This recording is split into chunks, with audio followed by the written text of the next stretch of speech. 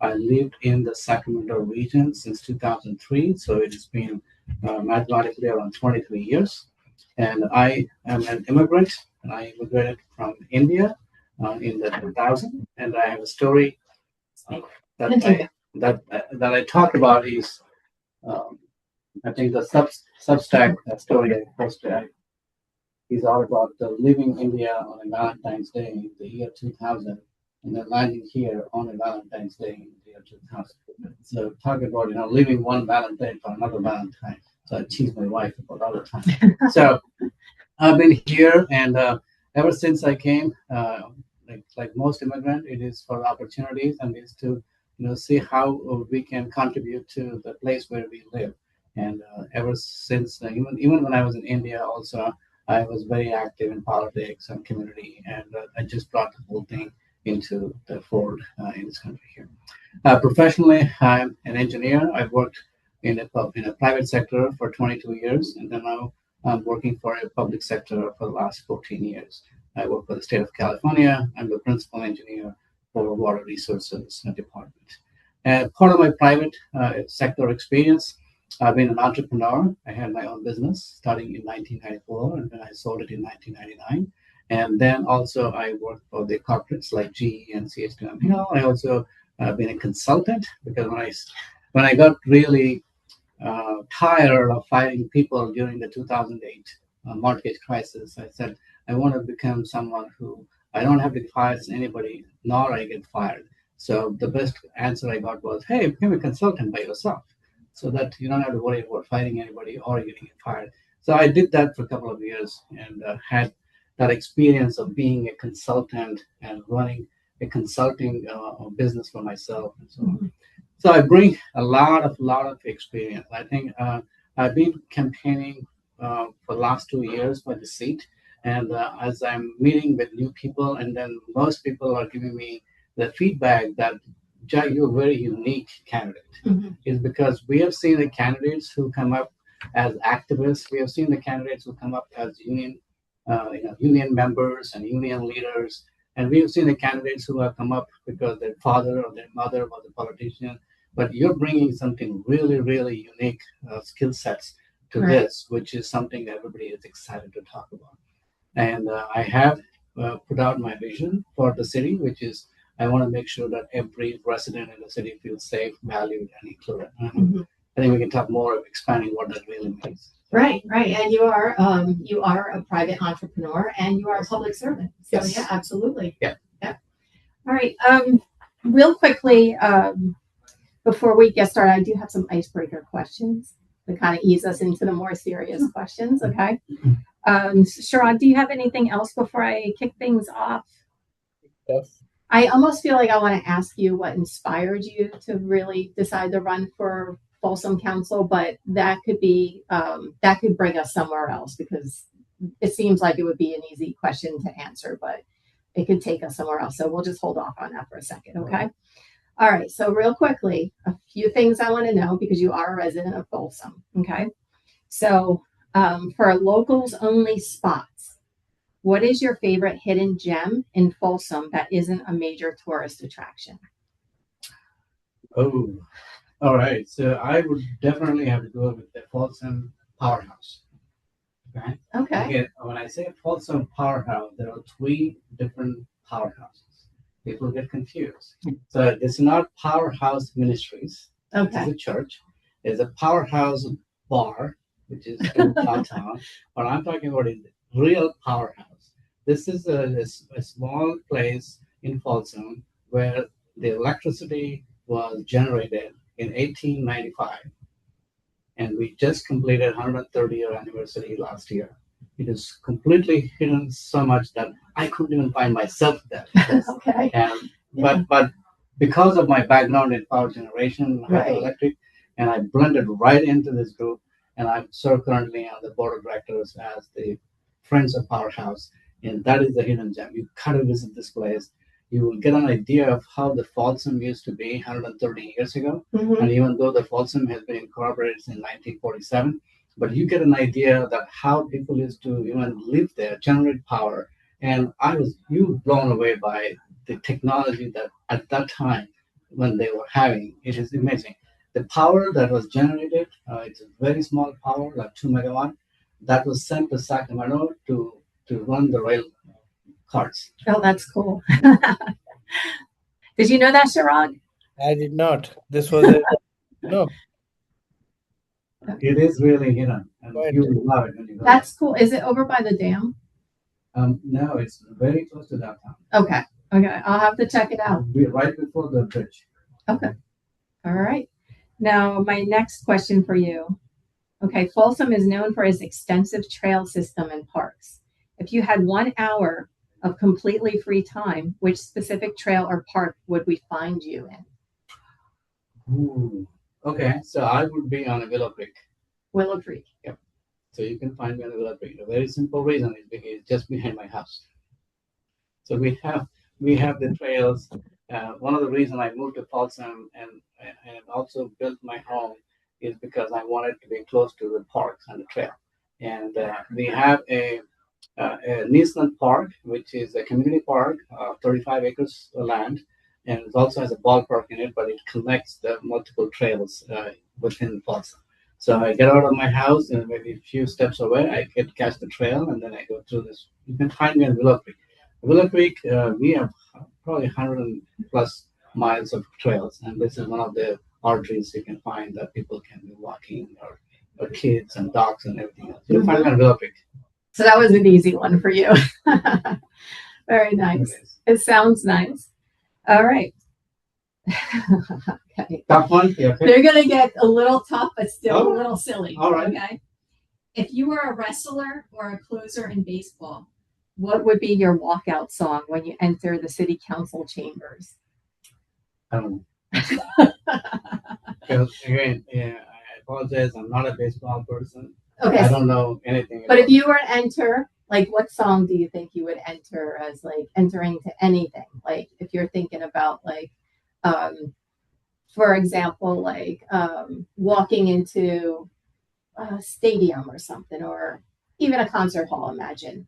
What's your favorite song? That would All be right. your intro song. I will give you something very silly. Okay. I'll probably play the same song that Mamdani played when he won. Doom Macha De.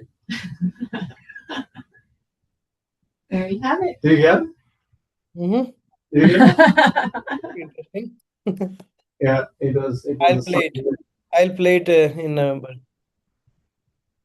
Oh, you did play that one? I'll play that in November when you're becoming a council member. I was going to play that number Very for good. you. I love it. Yeah, That's going to be your song. that's your name is Doom Macha. We'll figure out a way to play it like when you win, because we're saying when you win, we will figure out a way to attach it to the story. Yeah. So it will be your song. Yeah. All right. Okay. If you can have one superpower specifically to help you as a city council member, what would it be? One superpower. I think that would be emotional intelligence. Oh, that's good. I like that. Yeah. And it's an easy answer for me because I'm working on not only building emotional intelligence for myself for the last 20 years, but also coaching other people in the last 10 years. I've been doing the coaching and getting Right. everybody to have an emotional intelligence, and which is extremely critical to be successful, not only in the city council, but also as a spouse, or as a father, or as a coworker, as a neighbor. It's something that we gotta have. Right. Absolutely. That's a good one. Yeah. Yeah. All right. I am going to give you two more, and then we will kick it over to Chirag for All right. a couple of questions. Okay. All right. If you have you have a deep background in technology. What is one piece of old school technology, for example, like a record player or a flip phone, that you still secretly love and refuse to give up?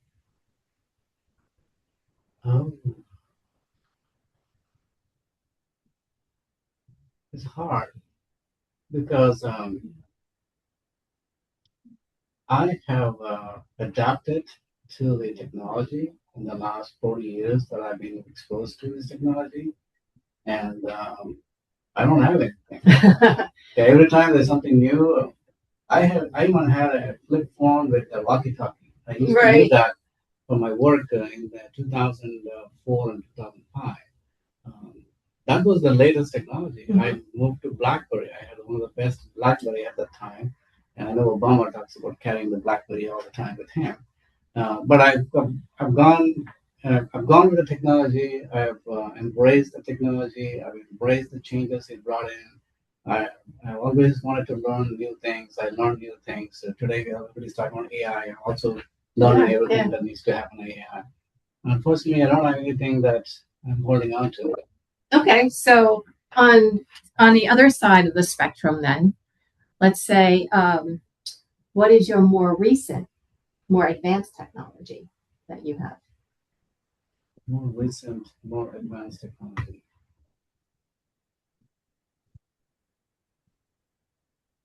Uh, it has to be just a phone that I carry. And I don't think I bought any new gadgets or tools, either for myself or for my home. The applications are always, even though I have a phone which is 2 years old, but some of the applications are brand new. That where people are coming up with, for example, I was at the uh, California Democratic Party convention last weekend. I needed to find a parking spot. Somebody said, "Oh, try this app." And, okay, I downloaded the app, and then I got to start using it, and then start making it out. And oh yeah, Canva. Canva is another technology that I love, and I've been using it for more than 2 years now. And that's the way even the whole product has evolved, and it has become one of the best, in terms of graphic designs and communications and everything else. I don't think I can live without Canva now. So I think that's probably the latest technology. Yeah, right. So are you like, are you a Canon fan or a Nikon, or do you have any specific brand? I do not have any. Okay. Let me see if I could turn that off. Chirag, do you want to go ahead and take a question? Well, I see it just quickly. I would go directly to this. Uh, I have been like looking at your platform and the first blog that you put out. One of the interesting point you brought up was about the local businesses, and I can read it right from your own statement. Folsom must continue support small business, attract responsible investment, create environment where entrepreneurs and employer can thrive. It's easier said, but how do you envision it, and what is the timeline? Sure. So when I talk about business, local businesses, I think I come from different angles. So, for example, um, as uh, as we all know that the Folsom is a landlocked city from north and the east and the west. There is really not much to grow in terms of the city and the land itself. The only place that this Folsom can grow is just the south side of the city.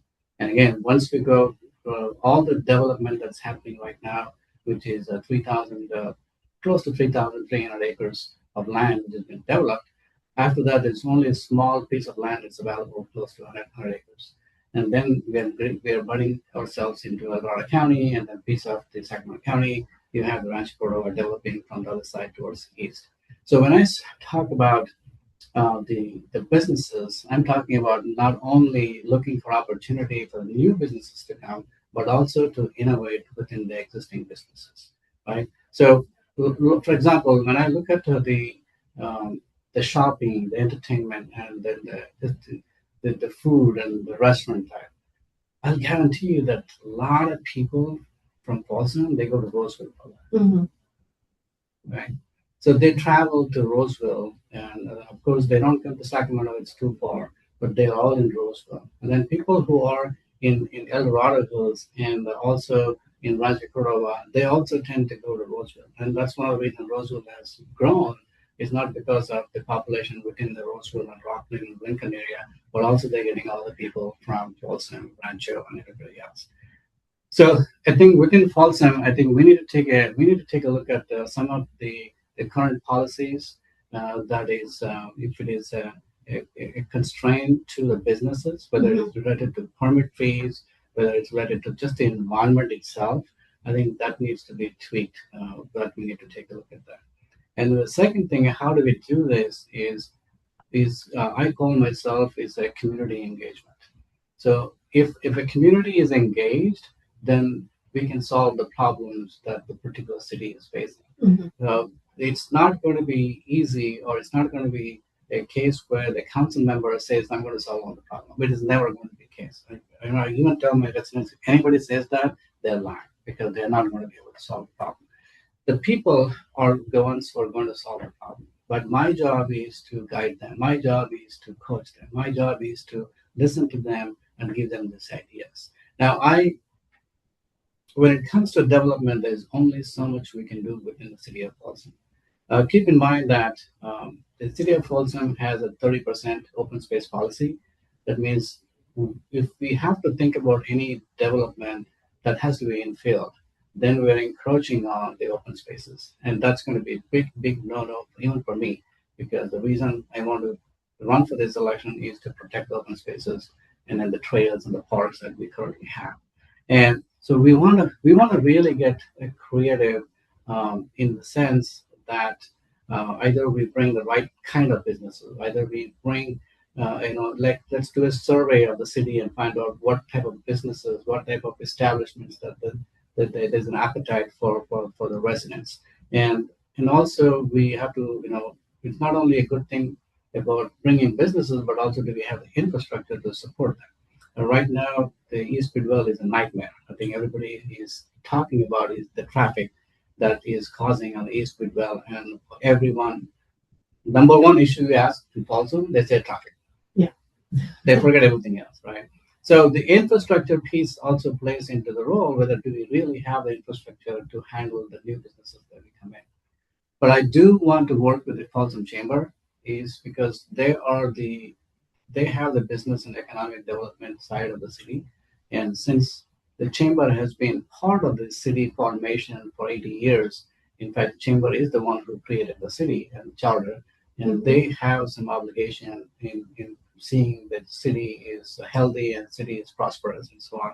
It's going to be a collaboration of working with the chamber in understanding what they're doing and also helping them understand the different perspectives and different avenues for them so they can start working in those directions, and also bringing in the community in this conversation either through town halls, through workshops, through community engagement in understanding what the community is looking for. Because right now, if we don't talk to the community and the residents, and 10, 15 years from now, we're going to be a dead city because everybody is not interested. The housing prices are too high. Infrastructure is getting strained. Financially, we have $3 million deficit this year. It's going to grow to $10 million. More cuts, more people, and it is a disaster waiting, right? So it has to be. So it has to be something. I want to bring a new perspective from all the experience that I have in the private and public sector, and start looking at, okay, what can we do at this point of time, and what are the, and identify those key stakeholders, identify those key influencers, and if the city comes together, we can solve the problem. Right? That's how I look at it. I will go with the second question. You already partially addressed it about the structural deficit, and I want to get into more detailed about the structural deficit. What are the key expenses that you have seen needs to be focused to cut, or because deficit, either you increase the revenue or you reduce the expenses, right? Or do both. Or do both. And can you talk on each of specific, like what items you'll do? Yeah, sure. So my approach is we need cuts, and then we need to increase revenue, right? So that's the mindset I'm going to go with this handling this. I'm not going to go there and say, okay, we don't have the money, we got to cut. Okay, if you take that mindset, you're going to keep on cutting, and there's going to be a place where there's no cops and there's no people there. Okay, so because that's what happened. But I think if I go with the mindset that we need to increase the revenue, at the same time we need to find ways to cut where it makes more sense, right? So when it comes to increasing the revenue, there are only 2 or 3 things that we could do. So one is obviously we need to encourage more businesses to come and have their shops in Folsom, and then two, encourage our residents to buy local and then spend local, so that the sales tax revenues account towards the revenues that we're missing, and help us to keep up our reserve ratio. We wanted to keep the reserve ratio beyond 17%, which is recommended, but I think we're at 21% now.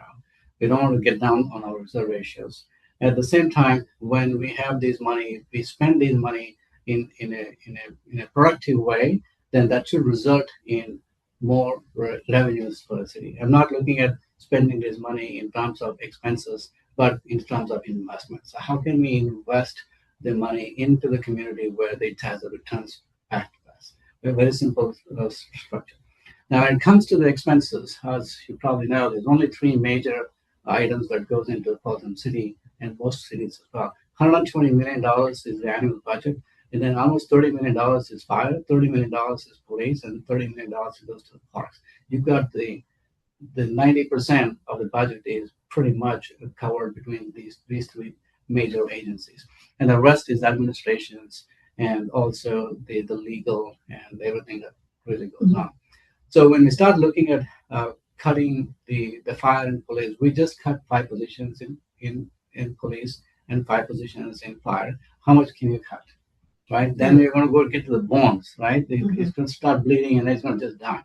And so we need to start looking at, other than cutting the position, is there something that we could do? Either improve processes, improve efficiencies, or look at some programs which are not really bringing much results, so that we can do reassignments. And those are the areas that we need to start doing work. Now, keep in mind that Folsom is a full-service city. That means the council member is not like a Mamdani where he can go, I can go and direct everybody to do what I want them to do.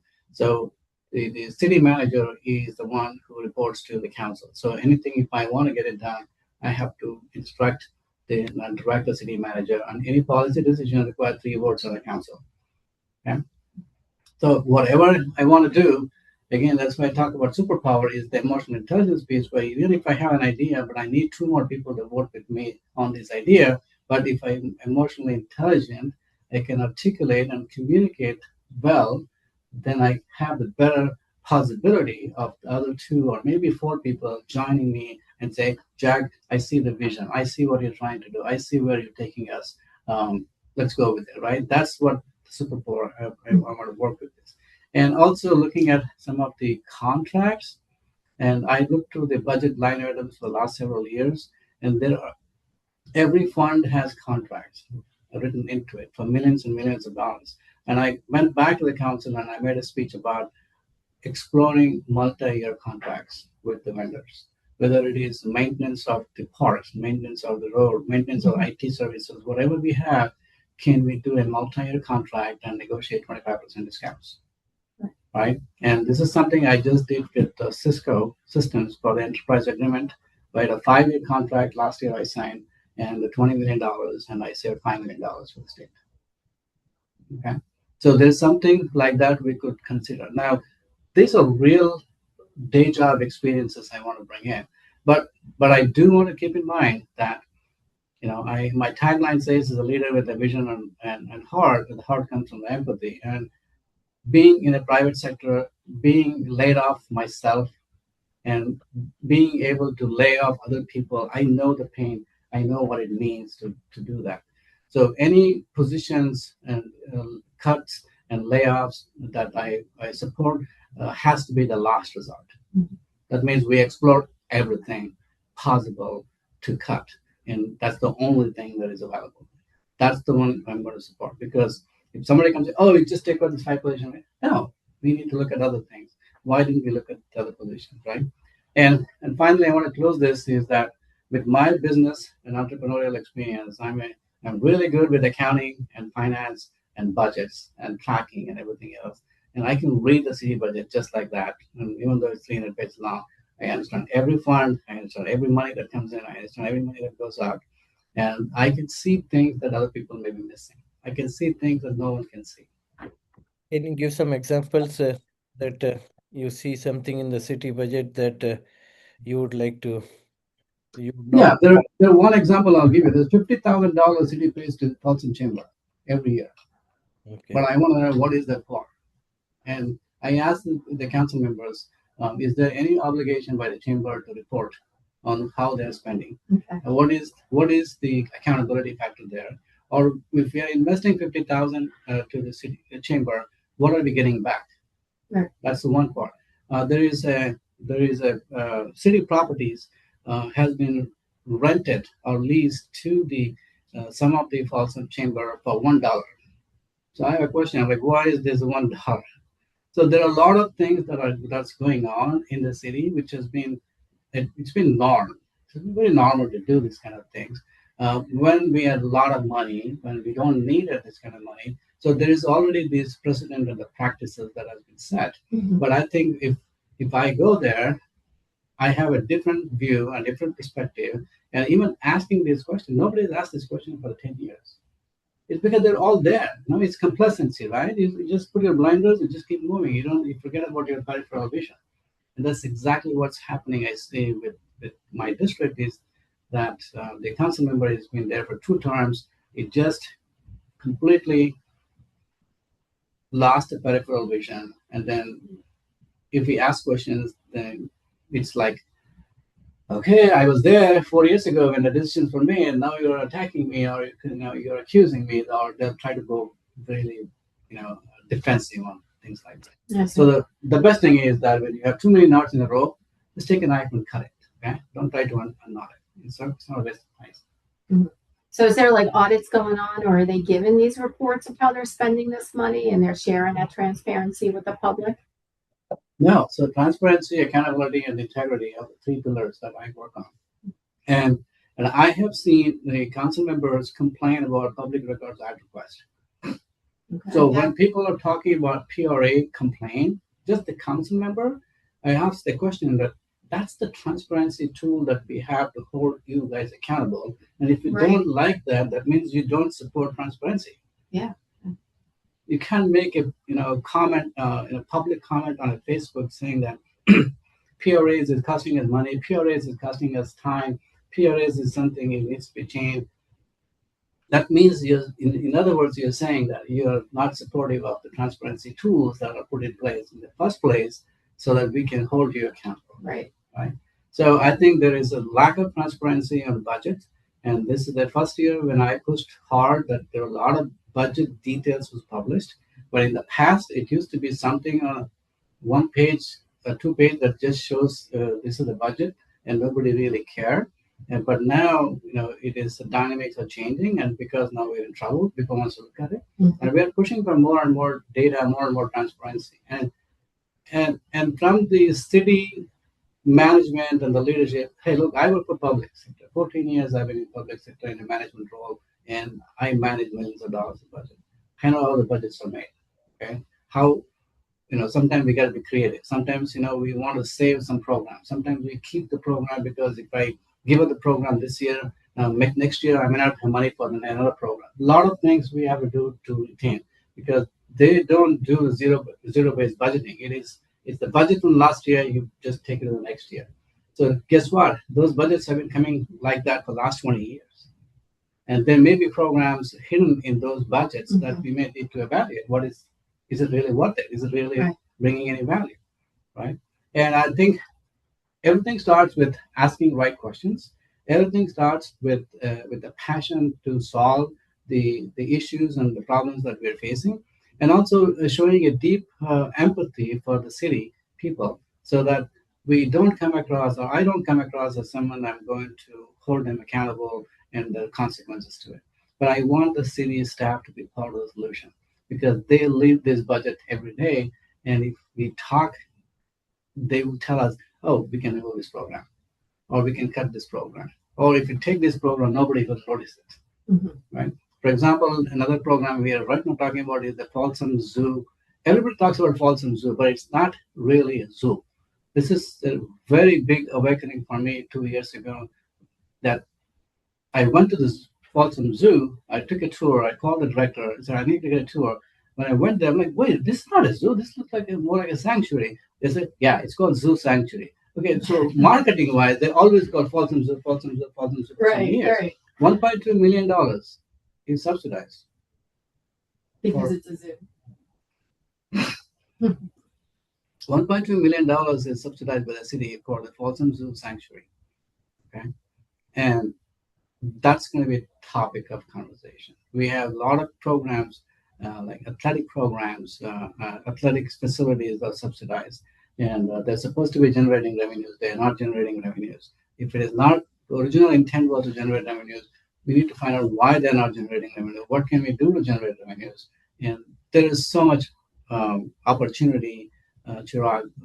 This is an opportunity-rich town to save money, to increase taxes. The median income is so high in this town; they don't really care if it's a 0.5% increase, Mhm. right? It's nobody is going to feel it, but still, it comes down to whether the people trust the council or not. If they can trust it, they will even agree to 1 cent increase. But if they don't trust it, they won't even give you 0.25 cent increase. It's a matter of the trust, building the trust with the community, and building the trust through community engagement, through dialogue, through listening, and through bringing new perspectives, and then we can solve the problem. Otherwise, we're just kicking the can down. Right. Yeah. And if they don't see where the money's going, why are they going to agree to an increase if they're not going to see what that's being spent on? Correct. Right. You said, is there a measure on place for this year? No. Okay. All right. Sarah, you can continue. Right. Okay, let's see. Let's move on a little bit.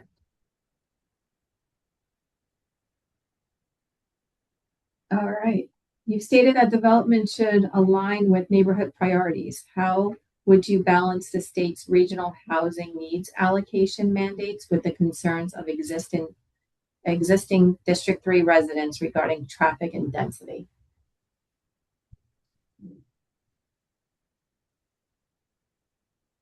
It's 74. I want to get it down. Yeah. Let me see.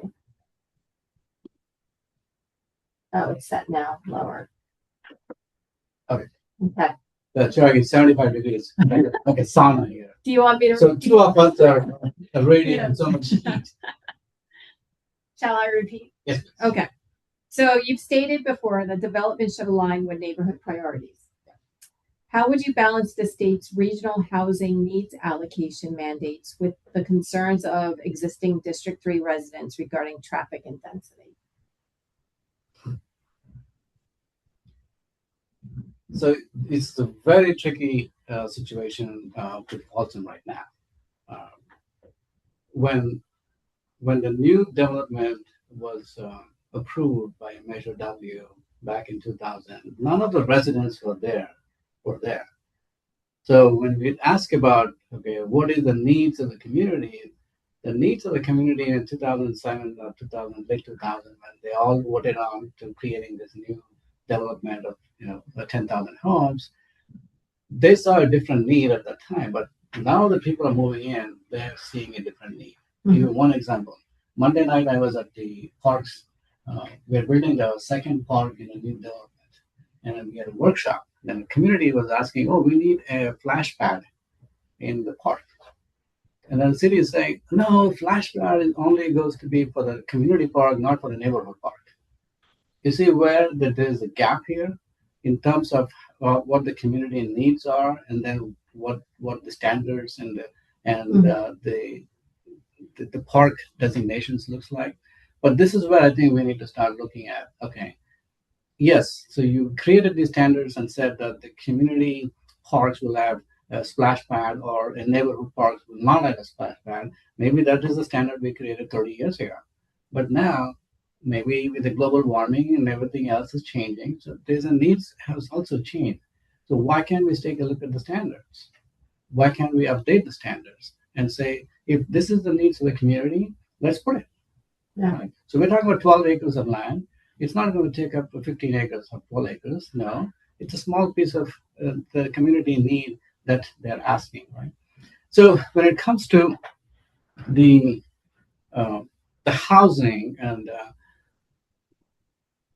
we have failed in the city of looking towards the infrastructure needs, and not only looking at the infrastructure needs, but also timely execution of those infrastructure. Right now, what happens is, Chirag may associate if you're from India, that my home back home in Bangalore, they just build it. Then I ask the question, where's the road? How do we get there? Right? It's just to build it, but there's no road. And then so yeah, people will come and as people walking, it becomes a road. So I don't think we can do that here. But I was very surprised that we're building 10,000 homes, 25,000 people are going to be living there, and we have one access point from north side of 50 to the south side of 50, and with the 2 lanes. And like, how is this even going to be possible? But we knew this coming.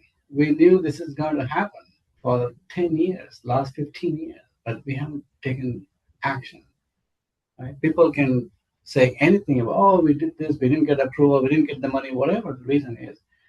But we didn't slow down the growth, but we let the growth happen. At the same time, we didn't say, oh, we're going to hold this growth, we're going to stop building here until we fix the infrastructure. We wanted to continue to build, we want to continue to go there. And that's what we need to start thinking about, having a clear vision and also putting the infrastructure needs first. Right. And then we have, even now we are approving, home building 150 homes, 160 homes.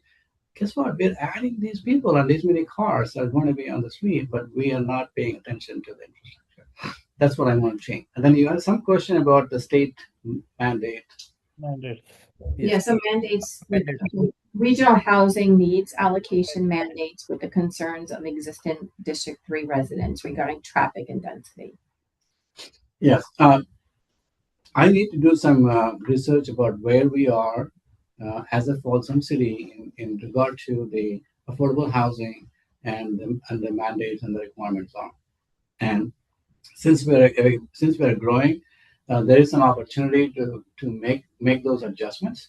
And as of now, I do not have the data. Okay. I have some information, but that's not complete data for me to speak about. That's fine. That's perfectly fine. Yeah. My next question has already been answered by you. Okay. I want to hear the question. So the question I was going to ask is, you called for improved transparency at City Hall. What are some actions you would take to implement that?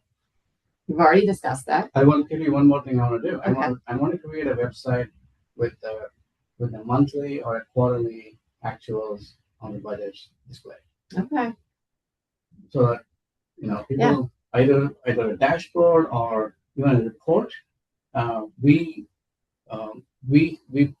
in the sense that the city will present some of these reports to the council members a quarter or every other quarter, but that report is just for the council members. There's no interaction happens, and they hope to upload the whole 300-page the document onto the city website and say, hey, here's a report. How many people are going to read that, right? How many people are going to download the document and understand all the lines in the page? I want to create very simple dashboard. If you're from an IT background, we all love dashboards. And simply very simple, revenues, where are the sources of revenues, where it's going up and down, compared with the last 5 years. And you're going to get a visual picture of the people. People don't have time to read 300 pages, but they can see one page and see where the health of the city is, right? So that's very passionate about is dashboard, because I do it my day job, whether it's compliance, whether it is security operations for the IT systems or the OT systems, they're managing our budgets of $600 million. We always have dashboards. We just create dashboards. Well, I would say it's a very great vision, but it's very hard to achieve with the way city works, in my experience. But I would like to give you one more idea, which I have seen very effectively. The Brentwood councilwoman, after every council meeting, she puts out her own small summary of what she did in the council and on Instagram, and people keep asking her question, and she goes back with it. So very cool. Okay, that's a good idea. And the city should do that. If you're able to build a dashboard, I'm sure all the residents will be approving even half a cent or 1 cent. Most likely, they can see it, right? Seeing is believing. But then there's a visibility. Yeah. Sure. All right, Chirag, do you want to take a couple? I do want to take one of the interesting point which I thought was you are going to run against Sarah Aquino. She's been in there since 2018. And which is key policies or key voting that she has done, which you would do different if you are in that position in the last 2, 3, 4, 5 years, whatever you want to point out? Yeah, it's a great question, and uh, there is nothing really significant that she has done as a council member. So first time when she got elected, it was an at-large election. So she was elected by the whole city. And then the second time she ran as a district. And so from the policy perspective, there is really nothing that comes to my mind in the last 8 years that has, she has made a significant contribution. I had this doubt, and I talked to one of her former council member, Rosario Rodriguez. She is now the Sacramento County supervisor. So she and I were in an event last night, and she was giving me some. Oh, don't put this on. So she was giving me some ideas of her experience on the 4 year on the city council and what policies were there. And she confirmed that there wasn't really much policy that she was supporting out. Now, what happens is that um, the person that I'm running is very popular because not because of the council member, it is because the person is on Facebook probably 20 hours a day and writing comments and doing things on the Facebook, and so it is. She has developed that likingness to some people, not all, that she is, a community person and so on. But she also spent 4 years on the school board before she became part of the city council. And then, as a politician and a daughter of Dave Cox, who was a state senator, and she has been in politics, according to her own words, since she was 15. And so she's been in politics for more than 45, 50 years. And this is a politics, and this is a normal thing for her. Right? And for me, it is not. Right? So I'm not a politician, so I'm an engineer, and I'm a business person, and I am a coach, and I'm seeing things, and I'm a problem solver. That is what I've done for 35 years of my career, is solving problems for my customers, solving problems for my own company, solving problems for the community. And it is the same thread of problem solving and troubleshooting and coming up with alternatives and ideas and so on. So what I do want to focus on is that because it's a full service city and there aren't much policies I see that is being brought by the council members. It could be that they have no experience in seeing policy. They have no experience in identifying. Oh, that's a policy level discussion, because the current council members, they are very diverse, and they have different backgrounds, but they have no background in policy. They have no background in public policies itself. They have no background in running companies and running businesses and running community organizations. They're they're good in what they've done in their previous life or what they do, and I see that as an issue where when you have people or when you have leaders who have never done something, we're going to have problems, right? Imagine what happened with Starbucks, right? So they hired a person from McKinsey who has the consultant who has been telling people and businesses how to do it. When he had to get to Starbucks and run it, they lost $20 billion. Okay, so saying is one thing, but having that experience of how to execute, experience of policy and implementation is a different story. I think so. One of the things I'm going to be working as we get closer to the election is, a lot of people ask me, how do you differentiate yourself from the current incumbent? And this is where one of the areas that I'm going to be differentiating is that someone talks policy but no policy making or policy execution experience. They get stuck, right? Because we all want to be singers, but I don't have any talent. I love music, but it doesn't mean that I can become a singer. I can try. I have the same voice, and everybody has the same instrument in the mouth, but I do not have the talent. That's not the difference between the singers and myself. That's the difference I'm going to be talking about. Is And then I have, this is funny because you asked me, I have students who are working on my campaign, high school students, are going to give me tomorrow a report on the policy decisions she has made in the last 12 years. So they've done research in the last 4 weeks, and then they've gone through every resolution and every bills, and they're giving me a report tomorrow night. And so there is going to be some more data that we can see. But speaking to the team that is working on this research, even this afternoon I was talking to the kid, and I said, "Jag, I'm not seeing anything really in these policies." So if you can pick a couple of them, because you said you have already checked your team is working, but they must have given you a couple of the voting that she would have done, which you would have done differently. Sure. So, for example, recently she voted on a. Okay, here's what happened. The city manager brought a resolution to the council and said, we want to change the contract of the medical director for the fire department from 3 years to 1 year. Okay, so they already signed a 3-year contract last year, and so they brought a resolution and said we want to change it to 1 year. So this brought to the council. Then they talked about a couple of reasons why they want to do that. One, they said that the city wants to see if they can use a community impact funds from Kaiser or Dignity or Smart, so that they have those monies available, and then you can use that money to pay for the medical director. Let's say currently medical director is from Kaiser, and then Kaiser Community Impact Money Fund can be paid to them. So they're trying to look at the scenarios, how it can be done.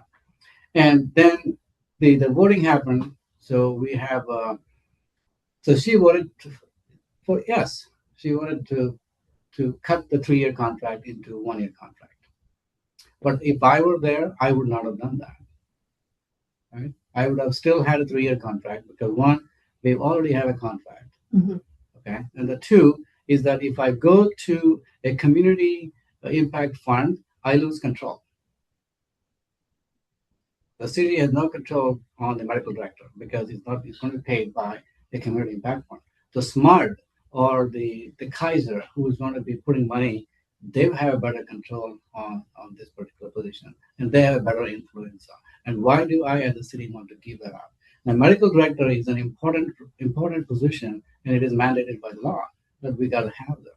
So why do I want to give control? It's almost like I'm privatizing it, this particular role. Now, it is so disturbing that the 3 people voted for it, then the 2 people voted against it. And that it's funny how even their political background, one is it's a 4 Republican and 1 Democrat on the council. And one of the Democrat voted no, and then one of the Republican voted no, and then the 3 other voted yes to cut this. So these are the things that I would be voting differently for, and say, I want to take a look at not from can I help Kaiser and use the money, but I want to be focusing more on what kind of leverage.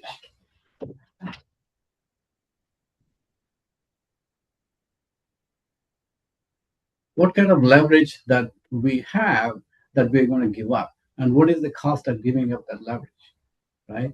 And then the second is that we have already made a commitment of 3 years. How does it look if I have to tell we're going to make it to What realistic reasons to do it? What are the right? There is long-term consequences with this, and then the most important thing is the fire department loves this medical director.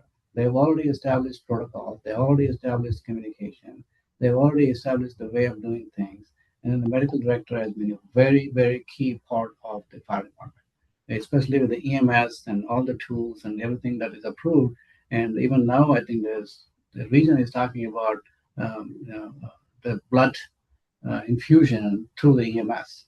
And firefighters cannot do that without having a medical director and then telling them how to do it and what to do and things like that. So that decision, I would probably be doing it differently. But most of the votes that I've seen in the last 2 years that I'm attending the council meeting, there isn't. It's pretty much like everybody votes five. It's not controversial, and there isn't something that. But there, I may find something 10 years ago or 8 years ago, which is based on the research, and I will have that data to talk about it next time. Okay. Yeah. Sounds good. All right, so we have a few minutes left. I do want to invite you back out to discuss more matters with us as your campaign heats up. We would definitely want to have more interviews with you.